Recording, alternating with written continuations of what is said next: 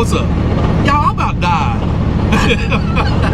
Oh, no, I really didn't. That's just clickbaiting you, but I thought I was. I wasn't sure. I went to the hospital and all. Guys, you gotta really take care of yourself. But before I get on with the story of why I went to the hospital last week, and I'm gonna tell you something that's changed, guys. I have created a website. So I implore you all to go check out Makecents.net, and I will put it in the comments, at the top of the comments. It's Makecents, just channel name, .net, Makecents.net. And what I've done is I've comprised a website with all of my stuff on one spot. That way I'm thinking of vinyls and stuff for the trailer and different things. That way I can promote my YouTube channel outside of just YouTube. I want to be like a lot of the bigger creators and build it outside of actually making YouTube. To drive, you know, the common viewer riding down the road, or somebody you might see a t-shirt or whatever. But here's the cool part. This is the main reason I'm doing this, besides building the channel up a little more, is on this website, Makecents.com, excuse me, Makecents.net, Makecents.net, Makecents.net, Makecents.net, Makecents.net. Up in the upper right corner, it's going to ask you or suggest you to subscribe to the channel, or not to the channel, but to the website. And what that does is it allows me to send out post notifications whenever I put a new video out. And that there is worth its weight in gold for what it's costing me to have this website. So if, like right now, if I've got 50,000 subscribers and I drop a video right now, in the first hour, maybe 300 of you will get an instant notification. Maybe. That's just how the analytics work. It don't put it in front of all 50,000 subscribers, or I think we're a little over 54,000 now. And it just don't do it. But on this website, if you subscribe, whenever I want to send a notification out, you'll get an email. Bam. So if I drop a badass video and I want everybody to know about it, and you're subscribed, then you're going to get an email that I just dropped a new video. So I think it's pretty badass. That's what I'm going to go with. And I've got some other things in the works. I'm not ready to reveal those just yet. It's really getting exciting, guys, of some of the things I'm doing. And what I'm doing is I'm really stepping up my channel. Not like content-wise, but stepping up the things surrounding it and building the brand. Like I said, guys, hang around. It's going to get exciting. I know it's pretty exciting for me, but yeah, some big things in the works, and can't wait to share them. But let's get back on why I went to the hospital. Now, last week, I got up, and in about 5 minutes of being up, well, hello there, St. Louis. Y'all see that art? The arch over there to the left? The other day, last week, I got up, you know, about 15, 20 minutes, maybe 5 minutes of being up, I had a weird feeling in my chest. I've never felt this feeling before. And it was right there in the center, right there in my sternum, going up towards the right part of my chest, towards like my collarbone. And it felt just like a gas pain. You know, like when you get a gas pain, it'll pulse, and it's like it'll come in, and then it goes away. It would pulse in and go away, just like a gas cramp. And I thought, what the hell did I eat? I got indigestion? Do I got what is this? What is this? And let's fast forward about 2 or 3 hours later. Me and the wife were out doing some things, and I started getting worried. I started thinking, man,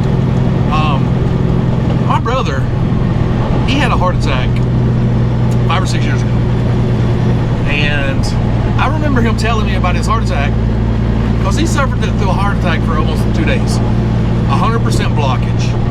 And he told me he thought he was just sick with pneumonia, because every time he took a breath, it would hurt in his chest.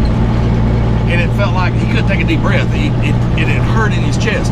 He said, I thought I had pneumonia, and he suffered for almost 2 days having a heart attack with 100% blockage. He ended up having to get a couple stents. So I remember that. And also for the last couple of years, you know, as I age, my blood pressure goes up. I've been working on getting it down, and I got to thinking, I was like, oh man, I went too long with high blood pressure and stuff like that. And my cholesterol is not really high cholesterol, but it's up there in the range. I'm like, oh God, I got excuse me, I got clogged arteries. I'm having a heart attack because I felt like it was something weird. I've never experienced this kind of pain before. And my wife, she's like, did you pull something? I was like, I've had a lot of pulled muscles. I've never felt this before. And she's like, well, you did ride the four-wheeler yesterday. And I'm like, yeah, but it's only on that thing for about, I don't know, 5 minutes. But who knows? I told her, I said, I know this is an inconvenience, but I think I need to go get checked out. And we went up to the same hospital that she was at when she had COVID back in October of 21. That was a great hospital, Park Ridge East in Chattanooga, or I guess East Ridge, Tennessee. So I went there and I checked in. They asked me what was going on. I told them, and they said, you know, are you hurting on the left part of your shoulder, your left arm? How long has this been going on? I told them, you know, exactly everything I told you about my brother, what he told me. I said, you know, listen, the thing is, I've never felt this kind of pain before, and I got friends I grew up with that died of heart attacks, and my brother had a heart attack back in, I think it was 2016, maybe 17. I think it's 16, or maybe 15. I don't know. I said, I would rather be safe than sorry. I just want to get checked out. So, long story short, they took me in, they hooked me up, they did all the things, and EKG, blood work, all the things. And the whole time I'm sitting there hooked up to all these things being monitored, every time I'd have that pain creep in on my chest, I would look over at the monitor, see if if I skipped a rhythm in my heartbeats or anything, see if it showed up anything. And after being hooked up for about 4 hours, something like that, they came in there, they drew blood 2 different times, checking the something in levels in my blood that would indicate that I'd had a heart attack or having a heart attack. Anyway, it all turned out fine. And I told the doctor, and actually my wife, she brought it up. She said, well, he was riding the four-wheeler yesterday. He might have pulled something. I said, well, I did go over a hill a little too fast and hit a dip. I was like, but I don't know. I've had pulled muscles before. And he said, I'm going to suggest this. I'm going to suggest you got a pulled muscle, or you've got strange indigestion. I'm like, well, I've had indigestion my life too. It ain't ever felt like this. It felt just like a gas pain, which kind of comparing it to indigestion, it's more comparable to, I guess, not a pulled muscle, stressed muscle, or something of the sorts. But anyway, all the things, come to find out, my heart's healthy, blood pressure's good, everything's good, and I just went to the hospital and probably accrued me a $2,000 or $3,000 bill. All because I was scared. And I don't blame you. You can laugh at me. I ain't gonna lie, I was scared. But you know, sitting in a moment like that, it's a pivotal moment in one's life when you're looking at death and you're thinking this could be it. I'm not afraid of death. I just ain't. I've experienced things in life back when I was younger, and I've never talked about with you guys. I'm not really afraid of death. But what I was thinking of, the pivotal moment was, I'm not ready to go. My wife needs me. My kids need me. And it was a pivotal moment because in that ride to the hospital, my wife, jokingly, she said, don't you die on me. I said, I'm not, I'm fine. I said, we just need to go get it checked out. We just need to go get it checked out. And the whole time I'm thinking, I'm like, it's odd that I'm not afraid of death, but I I'm sitting there thinking to myself, God, I'm not ready to go because my family needs me. I'm a very important part to them. I hadn't had grandbabies yet to spoil. So, in that, I've said all that to say this. Guys, if you're an OTR trucker, if you're a trucker local, if you're not even in trucking, you're just spectating and you work at Office Depot,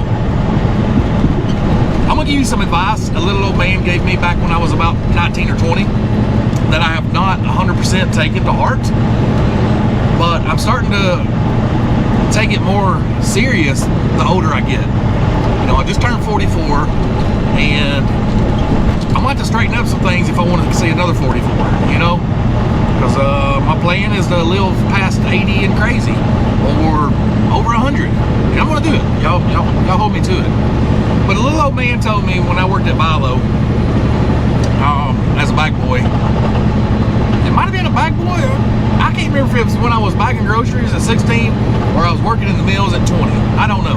But a little old man told me, he said the key to longevity in life is always live your life like a diabetic heart patient.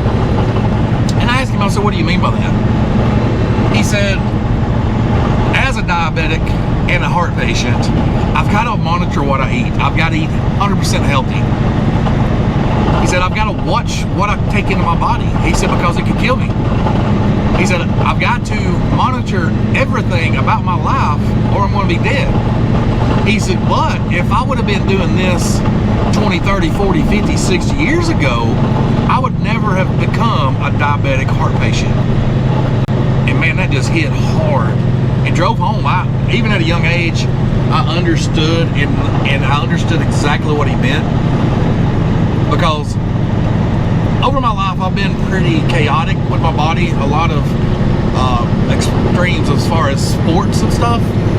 Then in my 20s, I was heavy in the gym and I was hell on wheels on racing motorcycles and stuff. But I've always been conscientious about my diets. I've never got strung out on drugs. Well, not including nicotine or alcohol. But those are two that I shouldn't have ever introduced to myself. But I should have done better. And that's the reason why at 44 years old I got scared and I'm thinking I need to go get checked out because I'm afraid I'm going to have a heart attack. So good thing is I wasn't, but it still scared me, guys. It scared me. I thought for a minute, man, this is it. Anyway, guys, I got some other things I want to talk about. That's the whole reason I didn't make that video last week about the brokers and RateView and exposing all that stuff is because the next day I was going to the hospital. So as soon as I get a chance to open up, crack that laptop open, we're going to make that video. And I want to talk about the other things I got going on. Get you guys ready for something that's about to explode. And also, like I said in the first video, go to Makecents.net, hit the little subscribe up in the top right hand corner, get on the list. That way whenever I put a video out, I can do a push notification and you'll get an email, not just by YouTube, but one from me personally. And also there's a spot at the bottom you can opt in to put your email and or text message or phone number for text messages. I haven't figured out how I'm going to use that yet to communicate with you guys, but I'm going to go ahead and start building the list, and as soon as that comes into play, we're going to have that too. And yeah, I'll catch you in that next videos, guys. Did I just say videos? I'll catch you in that next video. See you, bye.